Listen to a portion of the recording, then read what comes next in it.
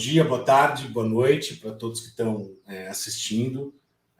Queria agradecer agora, aqui na frente, gravando, né, ao professor Marcos Neira, a presença, o aceite de participar dessa etapa da minha pesquisa de doutorado, etapa que vem depois da realização de grupos focais, onde temas relevantes e relevantes para os professores, né, a respeito da BNCC, da implantação da BNCC, de documentos oficiais de forma geral, mas com um foco bem maior na BNCC, vieram, e a partir desses temas, uma série de vídeos, um conjunto de vídeos será produzido.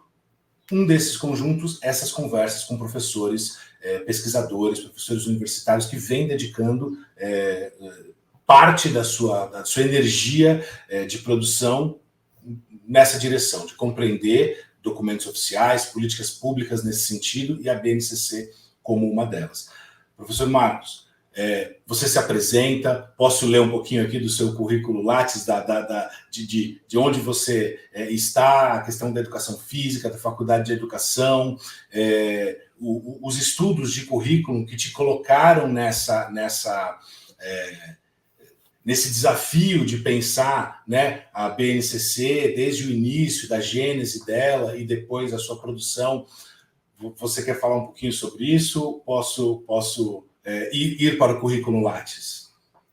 Se você não se importa, eu gostaria de falar, né? Legal. Então, muito obrigado pela oportunidade, professor Flávio, e cumprimentar as pessoas que estão nos acompanhando, interessadas nessa questão das políticas curriculares, que me parece uma questão muito importante e que vem ganhando relevância desde a segunda metade dos anos 90, quando o Brasil investe recursos e conhecimento na produção de documentos curriculares, e de lá para cá a gente tem se deparado com documentos municipais, documentos estaduais, documentos nacionais, né, vários, e também os documentos dos sistemas privados, né? Então, hoje em dia, muitos sistemas privados também possuem documentos curriculares.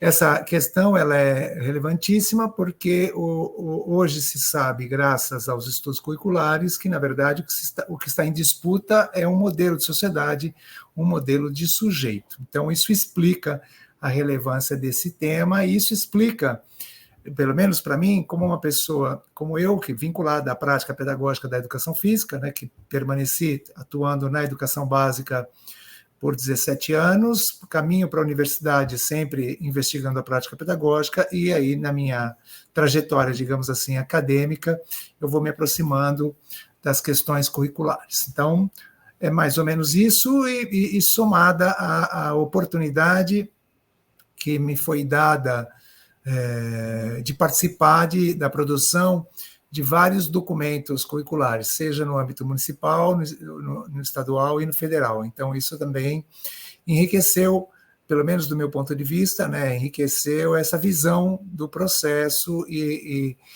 assim como pensa Michael Young, que é um estudioso das questões curriculares, eu partilho da ideia dele de que todo professor, toda professora deveria ser um conhecedor das teorias de currículo. Afinal, o que colocamos em ação são sempre teorias de currículo. Então, acho que é uma apresentação breve. Muito legal. Marcos, essa pequena série de vídeos, ela tem aí, são 4 professores, pesquisadores convidados, e eu fiz a seleção de 5 perguntas tiradas aí da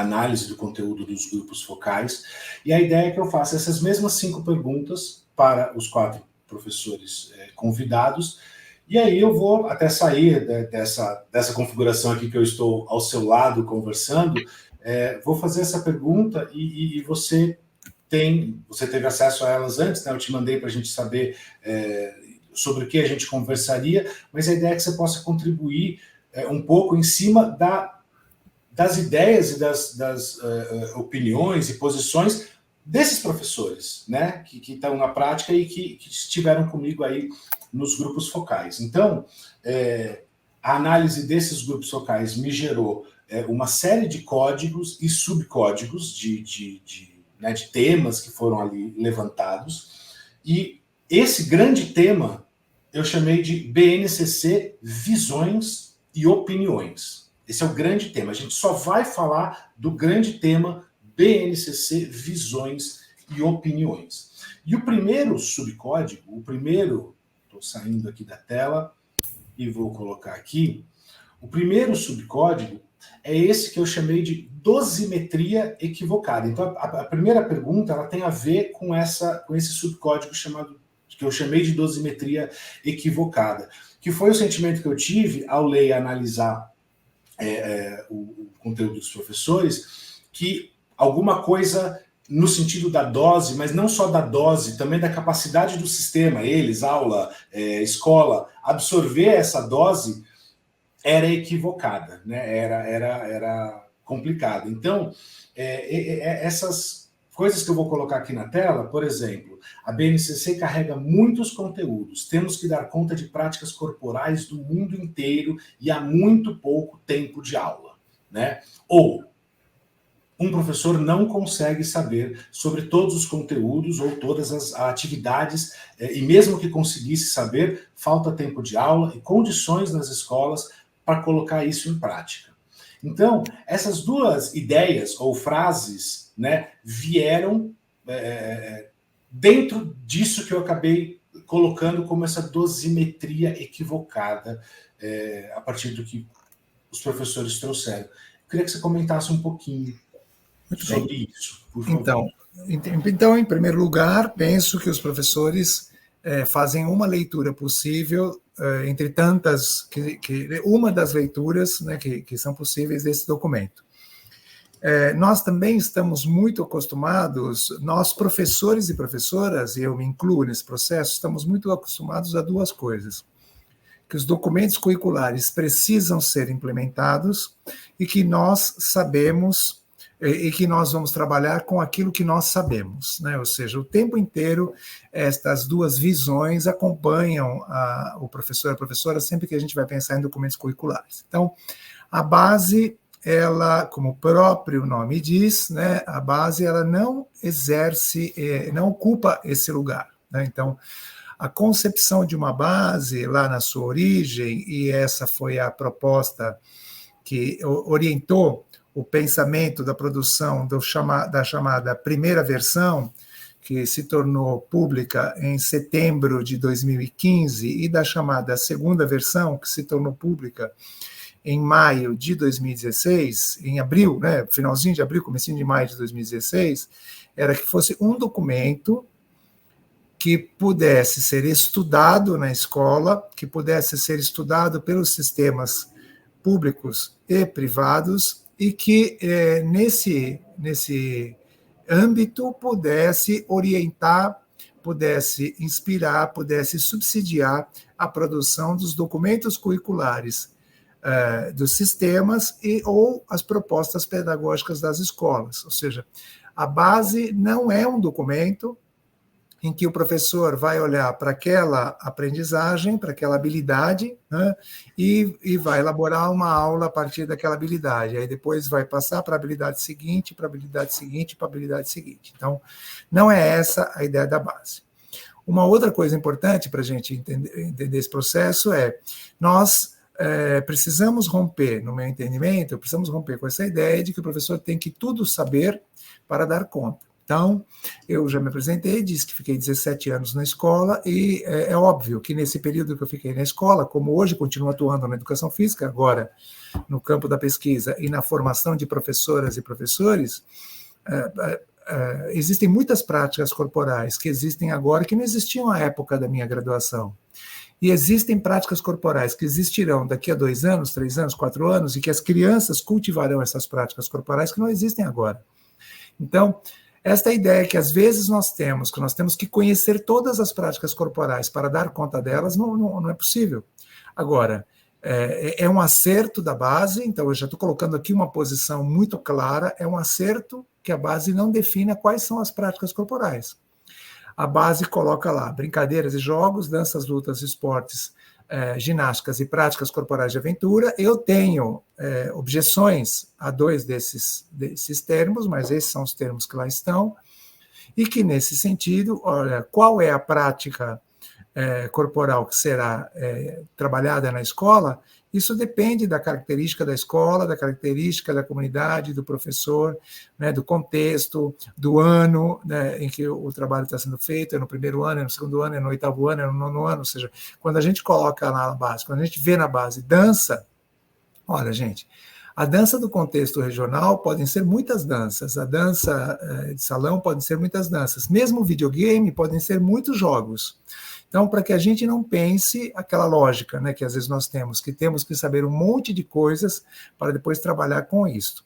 Claro que o professor, que a professora precisam saber as coisas, mas esse conhecimento se dá na medida em que o professor vai interagindo com essas práticas corporais, vai buscando referências, e esse trabalho ele é aliado aos estudantes.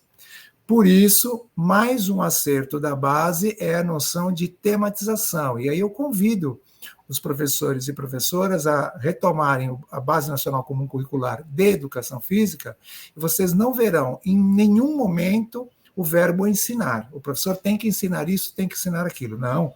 O que lá está o professor tem que tematizar. Tematizar é transformar uma prática corporal, ou melhor dizendo, a ocorrência social de uma prática corporal em objeto de estudo.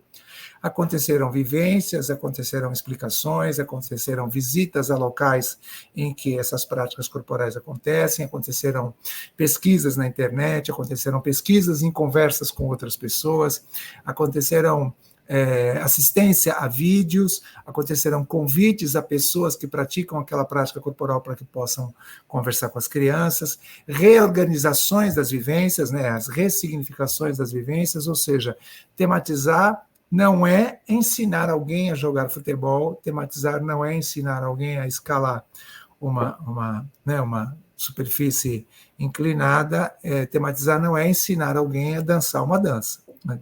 Tematizar é transformar aquilo em objeto de estudo, e se aproximar desse objeto de várias maneiras. Penso que sobre essa questão da dosimetria era isso que eu gostaria de falar. Demais.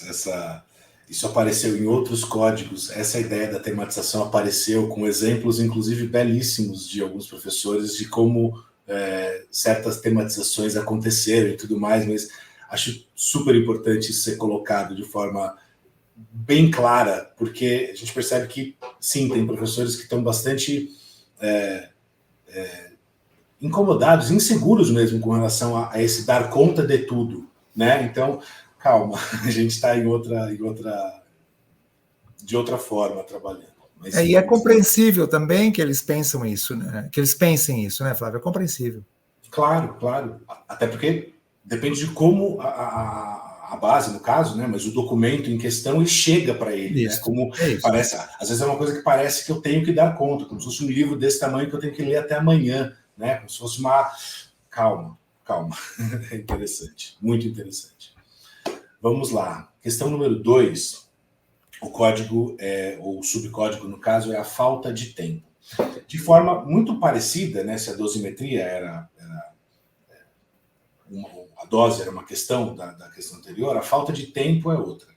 E não só falta de tempo, tem algumas outras coisas que aparecem aqui, mas a falta de tempo, de espaço e a perda de tempo e de espaço para outras atividades. Então, isso acabou se misturando na fala dos professores. Isso não necessariamente está na BNCC, mas na fala dos professores que estão na aula, né, na escola, e lidando com o ensino médio, principalmente, essa questão principalmente dos itinerários formativos, e aí a parte de empurrar para os professores determinados itinerários, o empreendedorismo, o projeto de vida, que acaba caindo muito para os professores de educação física, muitas vezes, os professores dizendo, não tem tempo, a BNCC é enorme, o novo ensino médio está trazendo muitas outras demandas, e isso é muito difícil, né? E eram falas muito interessantes no que diz respeito ao que é o documento, ao que é a BNCC, eles tentando fazer bons usos do documento, mas sentindo essa dificuldade. Então, nesse contexto, essa falta de tempo, espaço e essa briga aí com o novo ensino médio, como o senhor enxerga esse momento de sobreposição da BNCC com o novo ensino médio para a disciplina de educação física? Bom, eu quero, em primeiro lugar, elogiar essa questão, porque me parece a questão da maior importância neste momento na educação física brasileira, né? E eu fico até, assim, entristecido de observar a falta de debate a esse respeito. Nesse momento, eu estou dizendo eu, mas é sempre plural, né, gente? Nós, um grupo de pessoas aqui da Universidade de São Paulo, da Universidade de São Judas Tadeu, que também fica aqui no estado de São Paulo, e da Universidade Estadual de Campinas, que também fica aqui no estado de São Paulo. Estamos envolvidos numa pesquisa que está sendo apoiada pela FAPESP, que é a Fundação de Amparo à Pesquisa do estado de São Paulo, justamente para investigar o lugar da educação física no novo ensino médio, e nós estamos fazendo um trabalho de acompanhamento com 3 escolas da rede estadual paulista. Então, me parece muito oportuna essa questão, porque mostra que os professores e professoras que participaram dos grupos focais estão sintonizados com o que está acontecendo. Então, sim, há uma redução do espaço do professor e uma redução do espaço do componente educação física, agora com a reforma do novo ensino médio, né? Com a reforma do ensino médio chamada Novo Ensino Médio. Eu quero retomar o problema de vocês entrevistarem pessoas como eu, que já me considero uma pessoa assim com mais idade, com mais tempo, é porque eu lembro das datas e lembro dos acontecimentos, né? Então, talvez muitas pessoas que estejam assistindo o vídeo não eram formadas e não atuavam nesse momento. Mas em setembro de 2016, quando o governo Michel Temer, né? Então o golpe já tinha acontecido, o governo Michel Temer, ele, por decreto, ele muda o currículo do ensino médio. Gente, naquele momento houve uma explosão de manifestações. Eu fui uma das pessoas que se manifestou de forma contundente, porque é a primeira vez na história do Brasil que um currículo era modificado através de um decreto que depois se tornou, em fevereiro do ano seguinte, se tornou a Lei 3.415, né, a Lei da Reforma do Ensino Médio. Então, se vocês observarem já o documento, a Base Nacional Comum Curricular do Ensino Médio, que é publicado em dezembro de 2018, vocês tem que se fazer muita força para enxergar a educação física lá, né?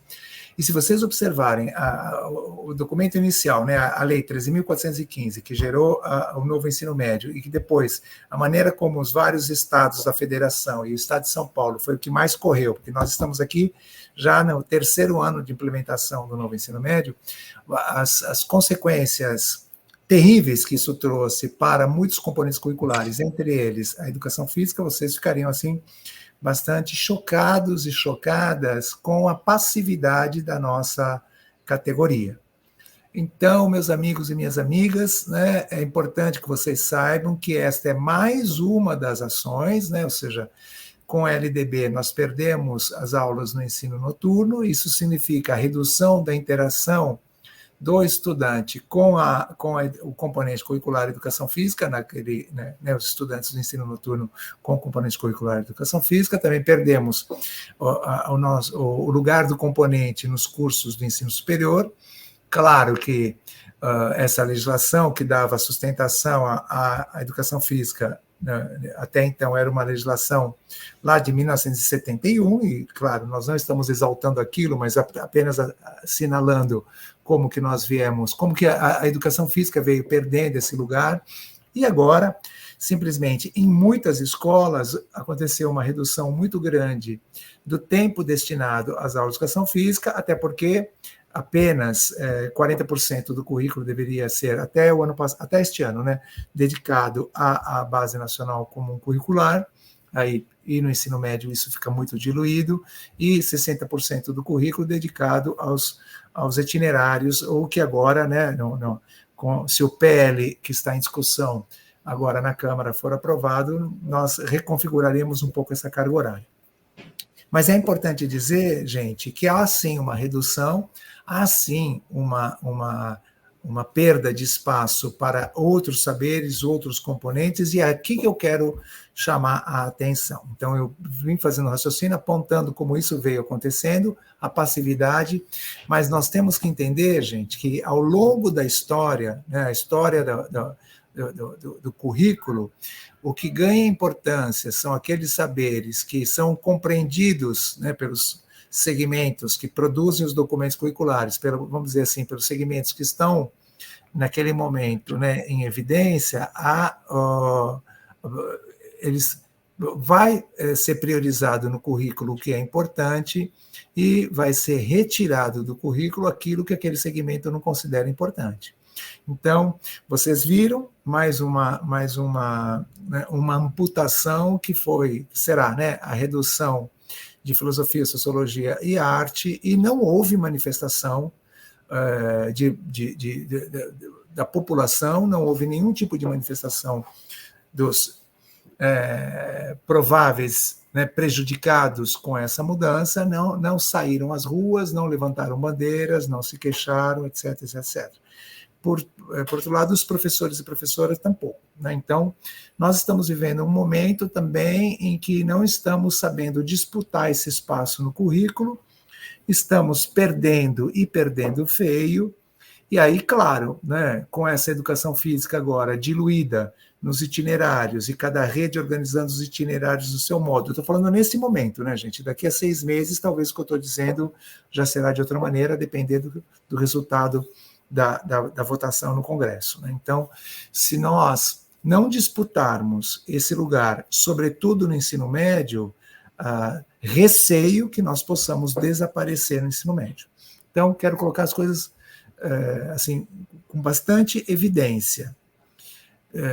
Nós não podemos continuar com as aulas no ensino médio, nós não podemos continuar com aquelas aulas no ensino médio que parecem, para muitas pessoas, tempo de ócio, tempo de diversão, tempo de não fazer nada, tempo de descontração, ou seja, cada professor, cada professora que autoriza que, em vez de participar da aula, o estudante vá fazer atividade de outro componente curricular, em vez de participar da aula, o estudante fique lá na arquibancada ou no canto, mexendo no celular, ou seja, cada vez que isso acontece, é um ponto a menos, né, é uma força a menos para manter a educação física no currículo e menos ainda para ampliar a participação da educação física no currículo, né? Então, é incrível, Flávio, né? É incrível até pessoas como você que se interessam pela pesquisa da educação física no ensino médio, porque ao conduzir esse projeto em andamento,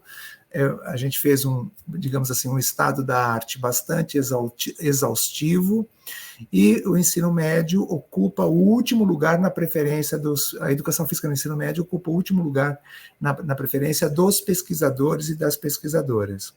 A verdade é que parece que ninguém investiga o ensino médio, e pior, né, ninguém apresenta propostas para a educação física no ensino médio.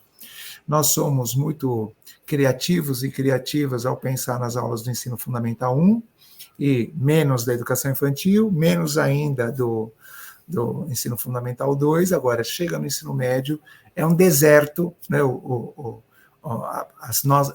as propostas, as sugestões, os encaminhamentos, né? Parece que nós nos conformamos com uma aula por semana, quando acontece, e nos conformamos com uma aula que se transforma em tudo, menos aquilo que a gente entende que seja a tematização das práticas corporais, com vistas a uma leitura mais qualificada da sua ocorrência social e a uma produção mais elaborada da sua gestualidade, né? Que é essa função da educação física na área das linguagens, essa função da educação física no ensino médio. Pelo menos, né, é aquilo que a literatura vem apontando. E, né, há pouco espaço para isso. Vocês não vê nenhum seminário sobre educação física no ensino médio, você não vê nenhum grande debate sobre educação física no ensino médio, e às vezes o que é mais preocupante, né? Às vezes, quando o assunto é pautado, os enfoques, as visões, os olhares não são propriamente ditos, não são específicos ou voltados para essa questão, sempre há desvios na colocação dos colegas, né? É como se estivéssemos nos conformado que a função do ensino médio é preparar aqueles que desejam para o vestibular. Fora isso, não há mais lugar para mais nada. Então, para que fazer força para ocupar esse lugar, né? O meu pensamento é absolutamente diferente. Os estudantes têm direito ao ensino médio, as estudantes têm direito, todos os brasileiros e brasileiras têm direito a frequentar o ensino médio de qualidade, e o ensino médio de qualidade passa pela riqueza dos seus conteúdos, pela multiplicação das experiências formativas e pelo acesso a uma quantidade de conhecimentos que, se não for pela escola, estes jovens e estas jovens não conseguirão acessá-los, né? Então, nós precisamos de uma educação física forte no ensino médio, e não simplesmente permanecer submissos e calados diante do que está acontecendo. De forma muito positiva, eu vou trazer para mim parte dessa, porque eu estou no ensino médio e faz parte, sim, dessa, né, do meu processo todo aqui de pesquisa, mergulhar cada vez mais nisso e trazer a discussão para a minha região, para o ensino médio. Então, eu concordo com isso, com a importância disso tudo, e eu estou no ensino médio profissionalizante, que tem suas diferenças, né, no Instituto Federal, mas que, no final das contas, pelo menos a reflexão a respeito da educação física e do direito dessa aprendizagem, né, e dessas, está dentro tal e qual. São alunos, adolescentes dessa faixa etária se preparando para uma etapa próxima da vida, que não necessariamente é o vestibular, né? Então, pode ser, tomara que seja, mas não necessariamente. A gente tem que olhar de forma um pouco mais ampla. Muito bem, professor Marcos. A questão número 3, ela foi criada a partir desse subcódigo chamado processo em andamento. Então, assim, muito do que foi ali conversado, os professores relataram, todos eles com mais de 10 anos de experiência, então assim, não tinha ninguém novo que tinha acabado de chegar e ainda estava meio perdido. Eu tomei esse cuidado de tratar com professores com alguma, né, bagagem. Então todos eles estão já há algum tempo se deparando com a BNCC, já receberam essas demandas, né, inclusive das suas redes, e estão pensando a respeito desse documento para colocá-lo em prática. E já chegou um momento que eles estão olhando e falando, muito legal, mas é um processo em andamento, era necessário ser, né, repensado, ser revistas algumas coisas e tudo mais. Então, nesse sentido, e desejando que eles, professores, né, a expressão chão de quadra, ela é sempre muito, muito citada, no sentido de professores precisam ser ouvidos nesse processo, né? Haveria maneiras ou estratégias de garantir que a comunidade educadora como um todo, professores, gestores, pesquisadores, fossem mais relevantes nesse processo de construção das políticas públicas do que necessariamente as classes políticas? Você acabou de falar da medida provisória que traz o novo ensino médio, né? Então, assim, algumas coisas caem.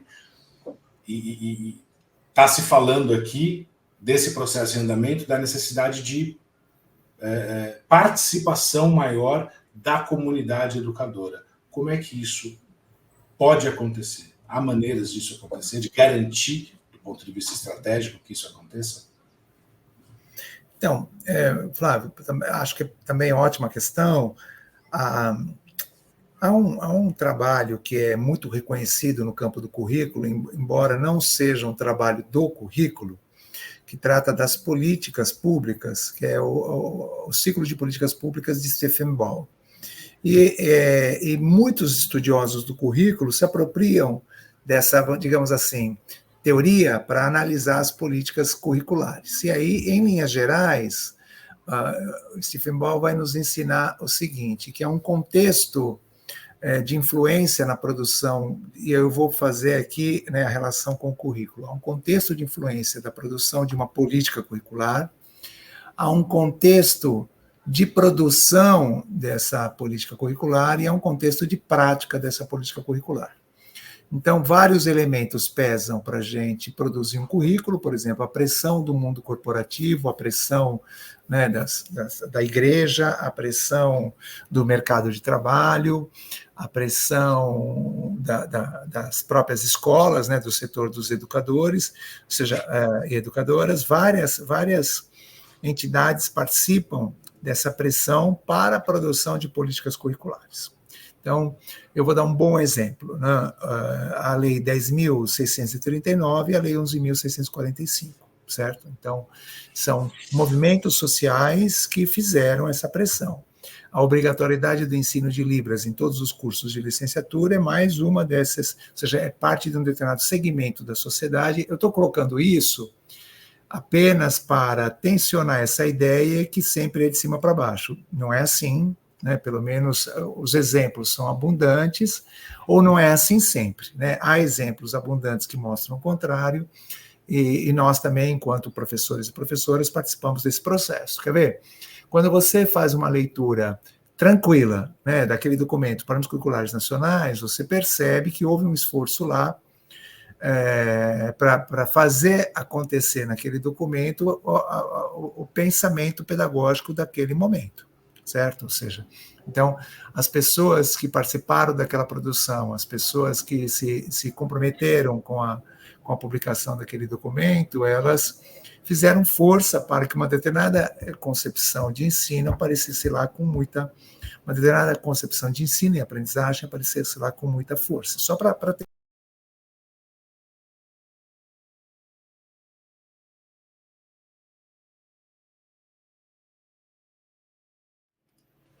Bom, então, eu vinha dizendo, aí depois você ajusta, tá, Flávio, para não ter que repetir a mesma coisa. Tá? Tranquilo. Eu vinha dizendo que para essa teoria elaborada pelo Stephen Ball, há esse momento importante do contexto de influência, né, que nos leva a fazer valer determinados conhecimentos e práticas dentro do currículo. Há um outro contexto, que é o contexto de produção, onde sujeitos sociais diversos eles participam desse processo de escrita, de redação, ou seja, colocam a mão na massa, vamos dizer assim, e muitas vezes eles são representados por professores e professoras ligados à escola.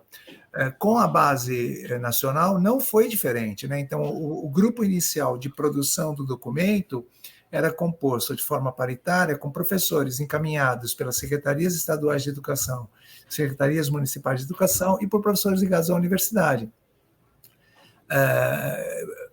É óbvio que, a depender do sistema, o processo de participação é diferente.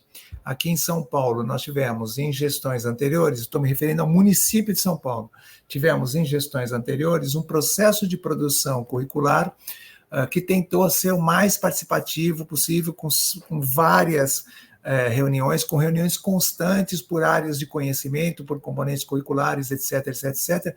Resultado, demorou 4 anos para produzir o documento curricular, né? Eles começaram bem no início da gestão e entregaram o documento no final da gestão.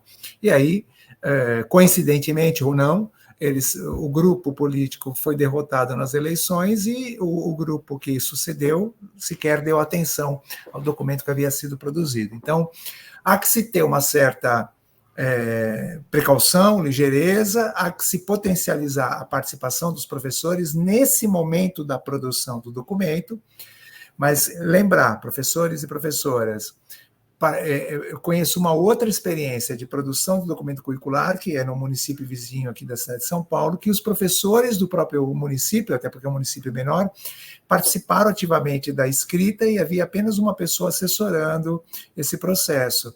E o que eu aprendi com aquela experiência, não fui eu que participou dela, mas eu acompanhei, porque depois a tornei objeto de estudo. O que eu aprendi com aquela experiência é que muitas vezes o professor ou a professora pensa que a produção do documento curricular é a cópia daquilo que ele já faz. Não é assim, certo? Ou seja, um documento curricular, uma política curricular tem o dever de ser indutora de mudanças, porque senão, se é para fazer um documento curricular que é a cópia exata daquilo que já acontece nas escolas, não tem o menor sentido fazer um documento curricular, ou seja, uma determinada gestão, seja ela federal, estadual, municipal, busca produzir uma política curricular para gerar uma mudança na sociedade, para gerar um certo tipo de cidadã e um desenho social específico. É nesse sentido que operam as políticas curriculares. Retomando a teoria de Ball, o contexto de influência, o contexto de produção e, o mais importante, o contexto da prática. E o que Stephen Ball e várias pesquisas que sucederam esse trabalho, ou que olharam para esse trabalho e foram olhar a escola, posso dizer que no nosso grupo, né, no GPF, no Grupo de Pesquisa de Educação Física Escolar da FEUSP, muitas delas aconteceram e acontecem, ou seja, acompanhar como que essas políticas são traduzidas na prática, ver o que acontece na prática com essas políticas, que é o professor, é a professora o autor do processo. Então, ao contrário do que os colegas possam pensar, olha, aquele documento, e agora eu estou aqui, eu vou ter que colocar aquele documento em prática. Sim, existe essa influência.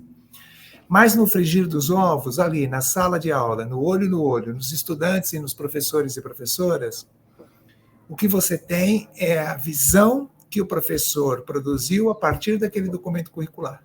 Então, não é o documento curricular aplicado, como às vezes as pessoas pensam, mas é sempre a tradução que o professor e a professora fazem do documento curricular.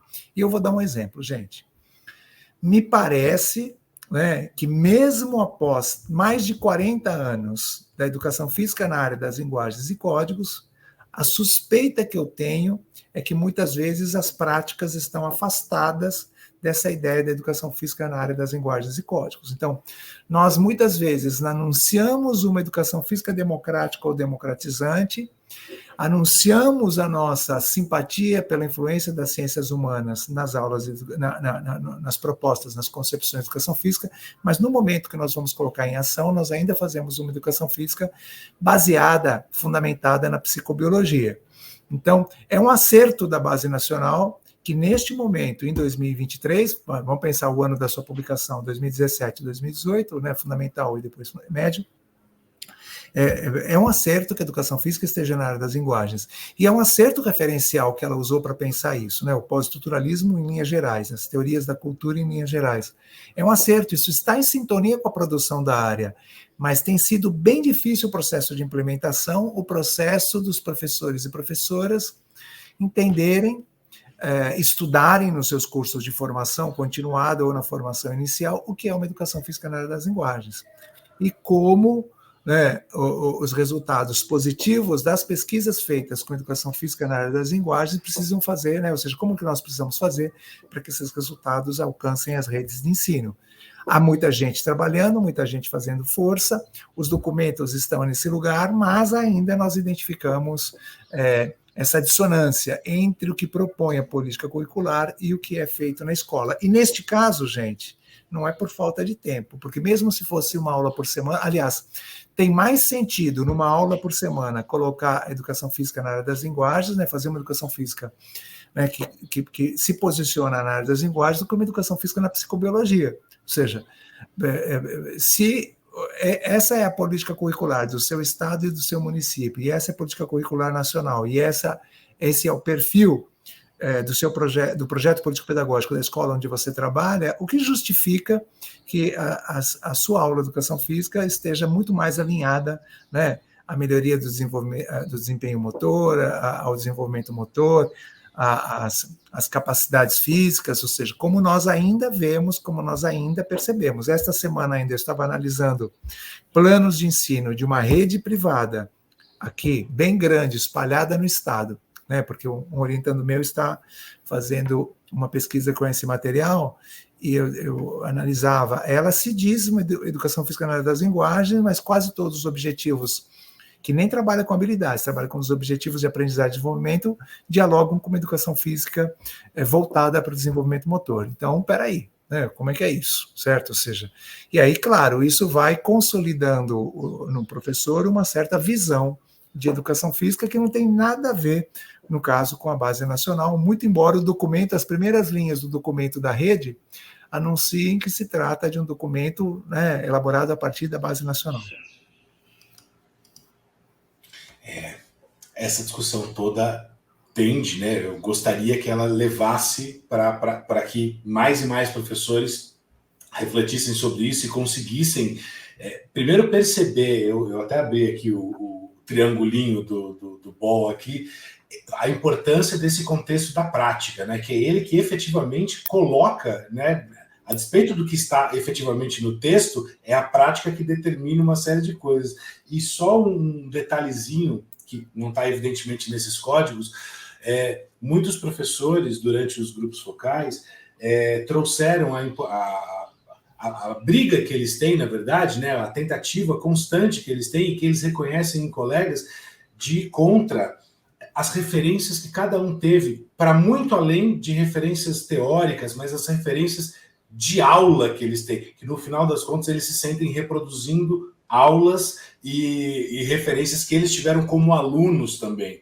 E que o trabalho de um professor que se bota a estudar, fazer um mestrado, fazer um doutorado, ou simplesmente permanecer, né, estudando e buscando essa evolução, é brigar contra, talvez, esses fantasmas aí da prática que a gente teve. Assim. Isso foi muito legal, que vários professores trouxeram essa dificuldade mesmo, assim, o quanto isso é importante.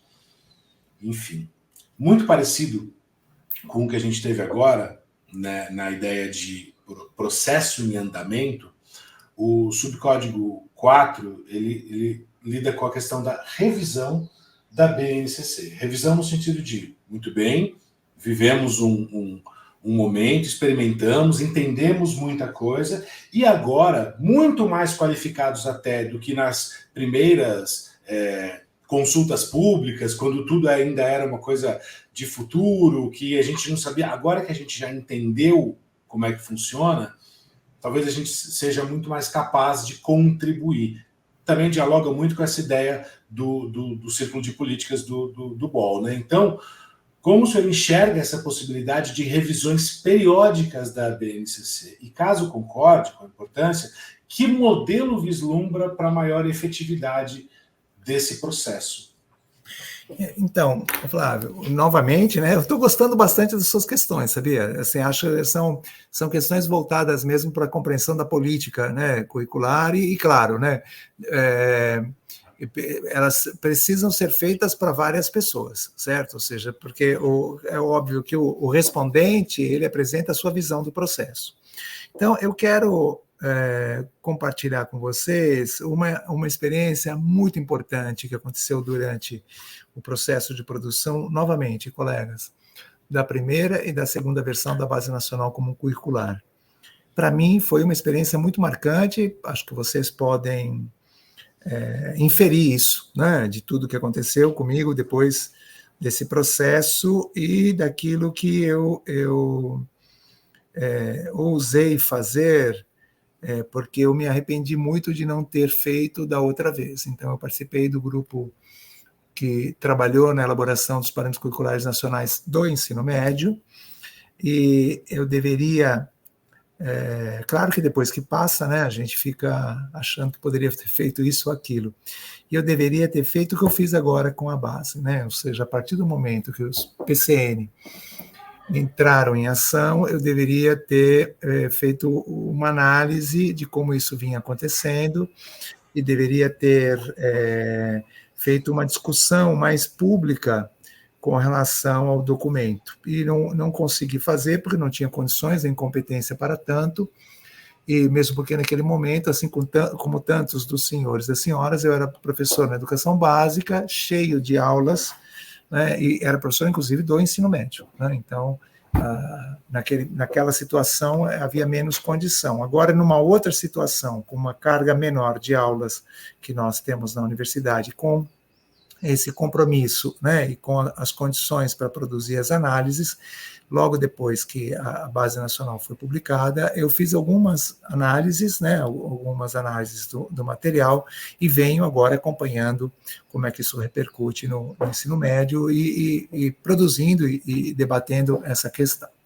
Então, eu quero aqui manifestar o meu desejo que um documento curricular, seja ele qual for, e a base não é diferente, que ele seja submetido a revisões constantes. É óbvio que não podem ser revisões anuais, mas revisões a cada 5 anos me parecem de bom tamanho. E a experiência que eu queria partilhar com vocês é como aconteceu o próprio processo de produção da base.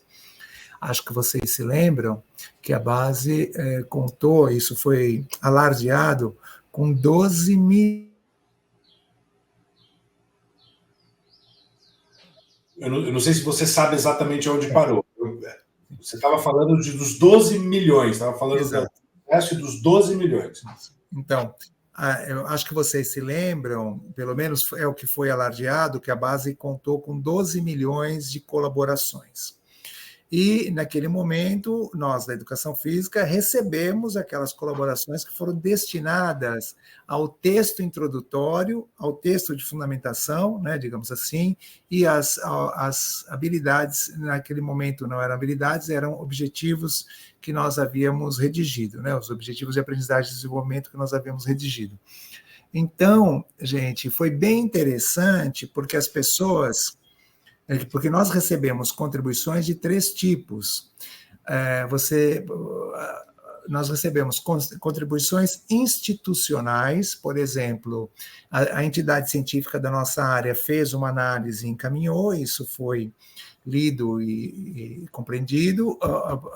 Nos outros componentes curriculares, que contam com mais entidades científicas, esses materiais também foram disponibilizados para os seus respectivos destinatários, digamos assim.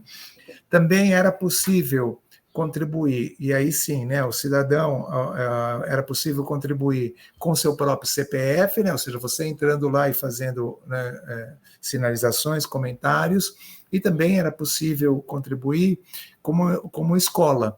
Então, as escolas também entraram no sistema e fizeram contribuições. Eu tenho várias questões para colocar sobre isso, né? Então, em primeiro lugar, gente, a pessoa precisa entender que não é que a sua contribuição, só porque ela fez a contribuição será incorporada. A contribuição será incorporada se ela está alinhada à epistemologia que inspira aquele documento. Então, vou dar um exemplo, né? Várias contribuições encaminhadas pela população, ou por professores e professoras, né? Pessoas, CPF, várias contribuições defendiam uma ideia de educação física que se afastava da educação física na área das linguagens. E por que a opção da base foi colocar a educação física na área das linguagens?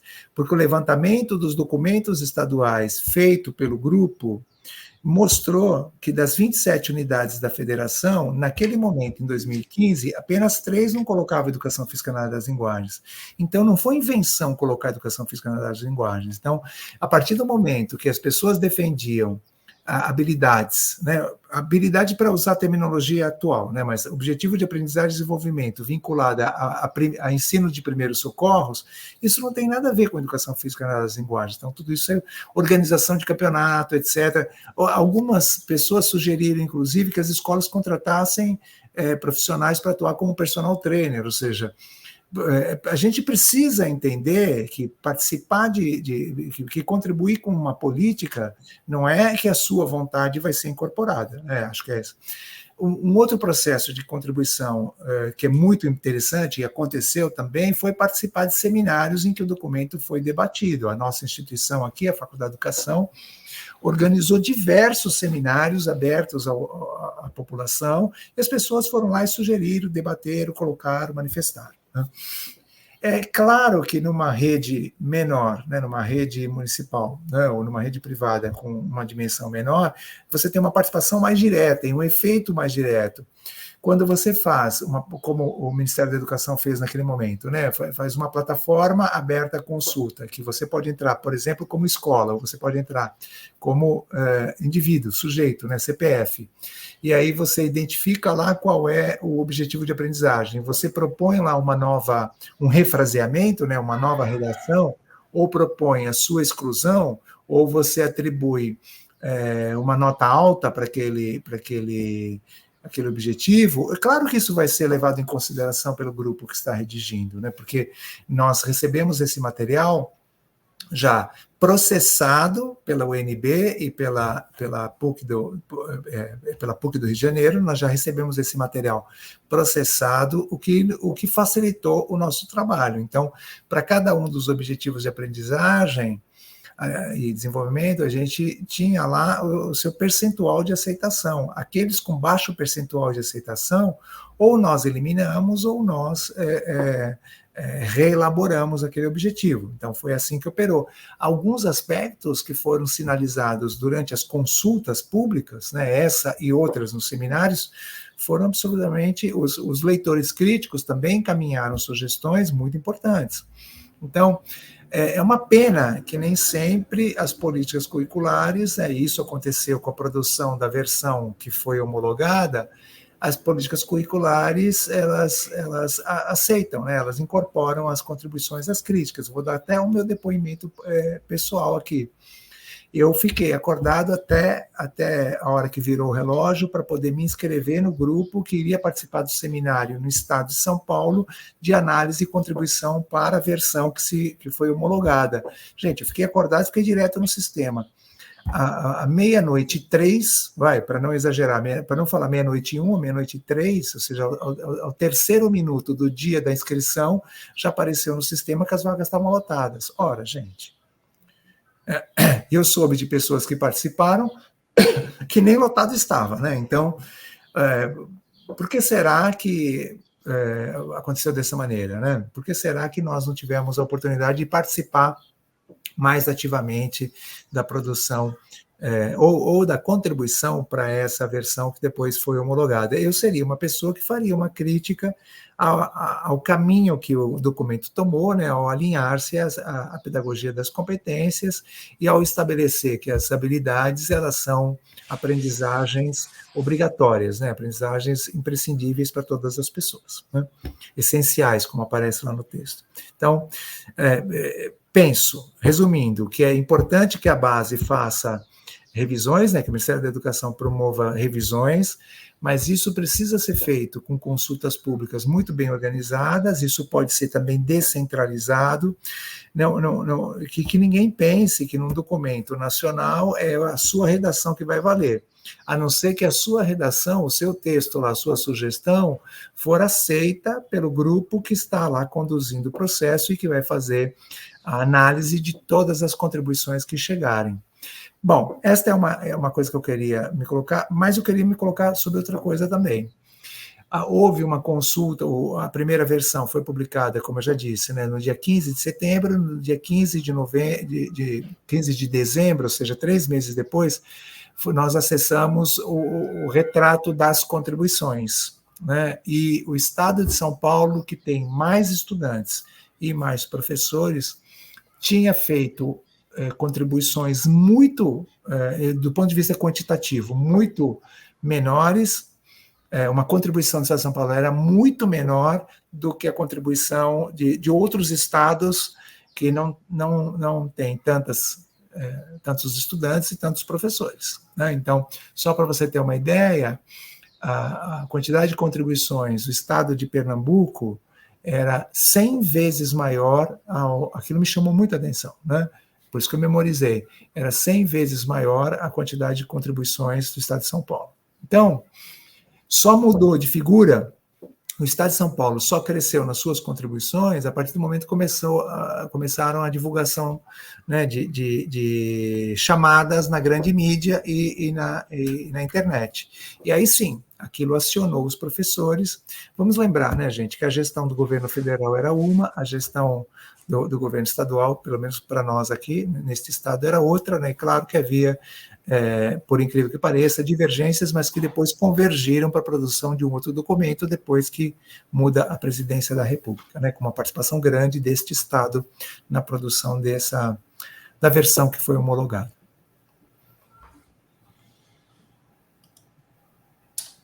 Perfeito, Marcos. Eu acho que a última, ela tem condição de sistematizar, de sumarizar muito do que principalmente nessa número 4, agora você trouxe. Eu vou ler algumas. O subcódigo aqui em questão, ele é críticas à BNCC, ou seja, críticas que os professores fizeram ao documento.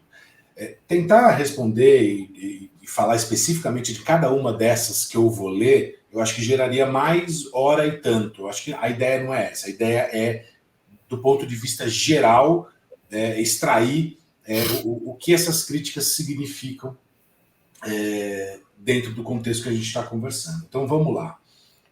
Poucas competências diretamente relacionadas à educação física e à cultura corporal, sobretudo na BNCC do ensino médio. BNCC do ensino fundamental destoa muito da do ensino médio, que, por sua vez, se mistura muito, na prática, ao novo ensino médio, algo que a gente já falou, inclusive, hoje aqui. Há muito conteúdo e muitas atividades, gerando abordagens superficiais. Então, não é fácil identificar no documento quem escreveu. Na BNCC, os nomes aparecem todos juntos e não é possível compreender quem é da educação física, o que dificulta o trabalho de quem deseja compreender melhor o documento e seus referenciais. Restrições de material e infraestrutura fazem o uso da base difícil, se não impossível. A situação é pior no ensino público. Sugere abordagem cultural, mas a perda desse caminho com maior viés instrucional e em habilidades. Então, do ponto de vista geral, e se alguma dessas pontualmente você achar que merece mergulhar ou comentar, você entende, concorda? Essas críticas fazem sentido de alguma forma? Se sim, como superá-las nessas eventuais revisões ou do documento? E se não, como melhorar a comunicação para que os professores compreendam melhor o documento, uma vez que isso não faria assim tanto sentido? Qual é a sua visão geral em relação a esse apanhado de críticas que os professores fazem no documento? Perfeito. Então, eu vou começar por essa que me parece mais fácil de responder, ou mais fácil de comentar. Então, colegas, o autor do documento é Brasil 2017, Brasil 2018. Então, foi um acerto do documento, isso estava desde o começo, um acerto dos coordenadores do trabalho, isso estava desde o começo, isso permaneceu do primeiro ao último dia, que é não colocar lá uma bibliografia e não dar visibilidade aos nomes das pessoas. Aparece lá um conjunto de mais de 100 pessoas que participaram em situações diferentes, contextos diferentes, desde o pesquisador que trabalhou com os dados até o professor da escola pública que pegou lá, estou fingindo, estou aqui com a lapiseira na mão, mas que pegou lá o teclado, digitou lá e redigiu 1, 10, 15, 20, seja lá qual for, quantas forem, habilidades, certo? Ou seja, é importante que seja dessa maneira, até porque, para a gente não personalizar as políticas. Esse documento foi produzido... Eu vou falar para vocês que é horrível, quando as pessoas pensam que, porque participaram de um documento, da produção de uma política curricular, depois elas têm que ficar defendendo aquela política curricular. Não, até porque o texto não é o texto que o Pedro, o João, a Antônia, a Maria, a Cláudia e a Paula decidiram. O texto é um resultado de um hibridismo, de uma composição bastante múltipla, das posições, das ideias. Se não fosse assim, eles não chamariam pessoas de todos os lugares do Brasil, com visões diferentes, com trajetórias diferentes, pessoas que estão na escola, pessoas que não estão na escola, pessoas que pesquisam, pessoas que não pesquisam. Então, ainda bem que tem essa questão, então a gente fica aliviado. Uma outra coisa que vocês precisam levar em consideração primeiro, a minha posição, eu defendo que exista uma base, eu defendo que a educação física na base esteja na área das linguagens, eu defendo que a educação física não procure ensinar as práticas corporais, que ela procure tematizar as práticas corporais. Eu já disse isso de outras maneiras, mas vocês viram, ou seja, a minha defesa é esta. Agora, eu não defendo a base como ela está, eu vejo problemas na base, então eu vejo problemas de ordem epistemológica, eu vejo que a base se afasta em várias passagens, a base de educação física, ela se afasta da discussão contemporânea do componente, né? Ela está distante da concepção contemporânea do componente, ou seja, do estado da arte do componente. Eu vejo que a base é apenas um pedacinho do trabalho, né? Ou seja, nós tivemos, depois da publicação da base, nós tivemos aí um período grande em que o assunto não prosperou, não se debateu, começou a se espalhar nas escolas, e o Ministério da Educação não assumiu nenhuma resposta no processo de preparar os professores para a implementação do documento, para a compreensão que seja para o debate, para a análise daquele documento, né? O Ministério da Educação, durante 4 anos, aí se afastou totalmente dessa discussão, e aí 4 mais 2, né, da parte do Temer, se afastou da discussão, né? Eles não levaram adiante o processo de implementação da base, o que seria desejável para uma política que se quer homogênea, né, para todas as escolas do Brasil. E aí, se a base é só uma parte, qual é a outra parte, né, que está faltando? Está faltando a formação. Isso está, gente, isso é ponto é questão de honra no Brasil e fora do Brasil, né? Ou seja, pensar em política curricular implica em pensar políticas de formação de professores. Então, isto não aconteceu, e também, como vocês bem sinalizaram, preparar as escolas para esse processo também não aconteceu. Ou seja, nós agora que vivemos aqui no estado de São Paulo, né, os itinerários do ensino médio, poxa, simplesmente muitos deles absolutamente impraticáveis, porque as escolas não estavam preparadas para isso. Então, como que você pode mudar o currículo sem formar os professores e sem preparar, sem garantir a infraestrutura e as condições de trabalho e as jornadas adequadas e o tempo para estudo, né? Então, há vários componentes dessa política curricular que precisam estar à disposição para que nós consigamos fazer. Então, eu concordo com vocês a respeito disso. Também concordo com a fragilidade conceitual e essa coisa bem dissipada, né, do discurso da educação física lá na etapa do ensino médio, né? Ou seja, o texto Isso. Então, retomando, né? Então, enquanto o texto do ensino fundamental é mais propositivo, orienta mais o professor e a professora, dá mais referências, alude mais aquilo que o professor e a professora já fazem, ou seja, o professor e a professora de educação física conseguem visualizar, eu também, tá, gente? Né? Nós conseguimos visualizar lá, naqueles objetos de conhecimento e naquelas habilidades, nós conseguimos identificar lá os conhecimentos que são trabalhados.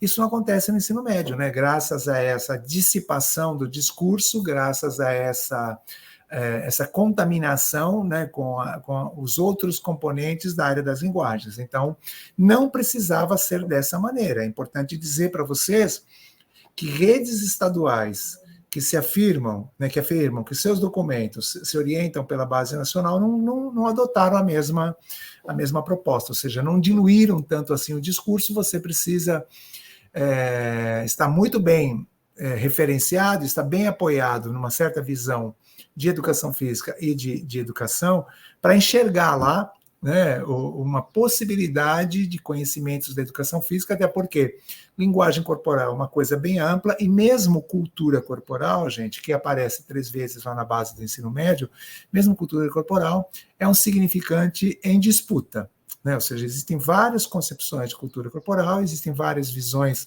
a respeito do assunto, ela não se traduz imediatamente assim em docência, como os estudos já demonstram. Então, eu concordo com as críticas.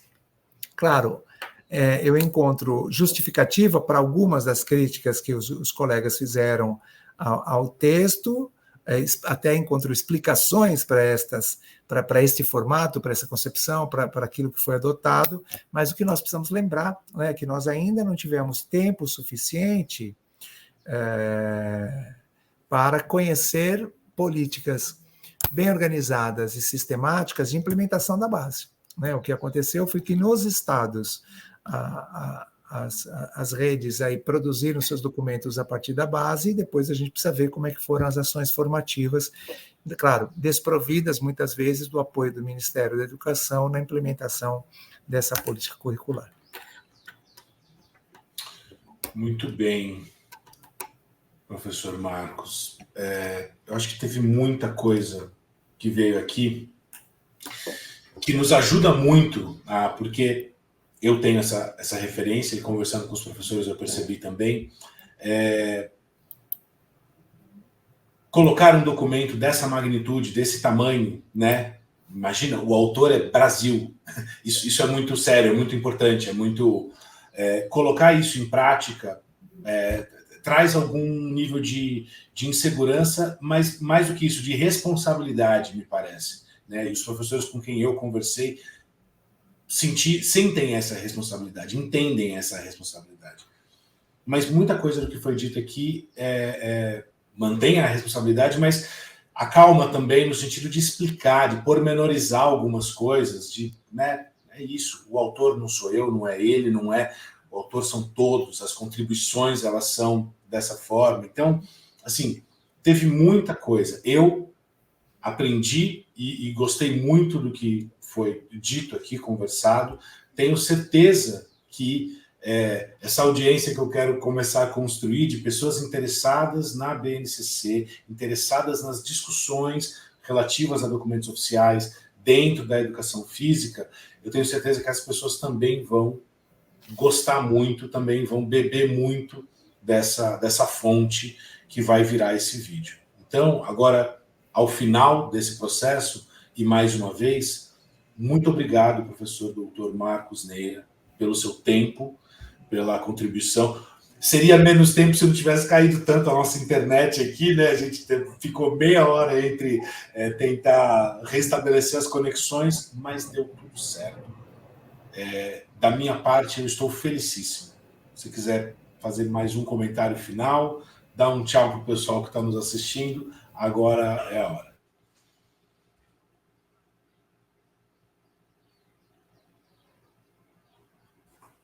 Eu vou fazer a gravação deste jeito, para mostrar o quanto a gente teve desse tipo de problema hoje. O professor congelou neste momento. Eu tinha agradecido e entregue para você a palavra final, assim, se quiser falar alguma coisa para esse pessoal que vai nos assistir, ou para que agora era a hora de despedir nesse sentido. Eu queria mesmo, Flávio, ainda bem que deu tempo da gente retomar. Eu conheço um trabalho da Lilian Gramorelli, que eu tive o prazer de orientar aqui em 2017, 2007, 10 anos depois, está publicado em artigo, né? 10 anos depois da publicação dos planos curriculares nacionais. E nós fizemos uma pesquisa com um grupo grande de professores, fizemos vários grupos focais, e pessoas que, para participar dessa pesquisa, a pré-condição era não ter...